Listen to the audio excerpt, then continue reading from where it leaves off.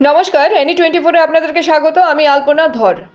উদারবন্দে সমাজ জগতে ইন্দ্রপতন, না ফেরার দেশে চলে গেলেন সন্তোষ দে। শুক্রবার রাত 9টা 15 মিনিটে তিনি JC girls higher secondary school সংলগ্ন নিজ বাসভবনে শেষ নিঃশ্বাস ত্যাগ করেন।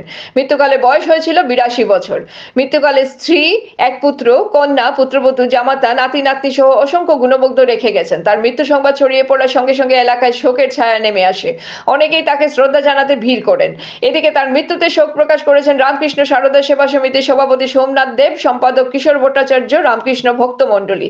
এছাড়া শোক প্রকাশ করেছেন কাছাকান্তি সেবা সমিতির সভাপতি জহর দেব, সাধারণ সম্পাদক অংশুমান দত্ত। শোক প্রকাশ করেছেন বিধায়ক মিহিরকান্তি সোম।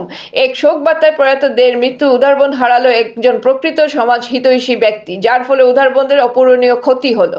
তিনি শোক সন্তপ্ত পরিবারের প্রতি সমবেদনা জ্ঞাপন করেছেন। শোক প্রকাশ করেছেন বিজেপির মণ্ডল সভাপতি নবারুণ চক্রবর্তী। এক শোক বার্তায় তিনি বলেন, প্রয়াত দে বিভিন্ন সমাজসেবামূলক কাজ করে গেছেন, তার মৃত্যুতে সমাজের অশেষ ক্ষতি হলো। তিনি শোক সন্তপ্ত পরিবারের প্রতি সমবেদনা জ্ঞাপন করেছেন। প্রয়াত দে ছিলেন মৎস্য বিভাগের প্রধান কারণিক। এছাড়া তিনি শ্রী শ্রী কাছাকান্তি সেবা সমিতির সহসভাপতি ও সভাপতি ছিলেন। উদারবন্দ শ্রী শ্রী রামকৃষ্ণ সারদা সেবা সমিতির উপসভাপতি ছিলেন। ভারত সেবাশ্রম সংঘের কোষাধ্যক্ষ। উদারবন্দ শ্মশানঘাটে তার শেষকৃত্য সম্পন্ন হয়। উদারবন্দ থেকে সাংবাদিক নিহারকান্তি রায়ের রিপোর্ট। এভাবে আরও খবর পেতে এনি 24 ইউটিউব চ্যানেলকে সাবস্ক্রাইব ও ফেসবুক পেজকে ফলো করে আমাদের পাশে থাকুন।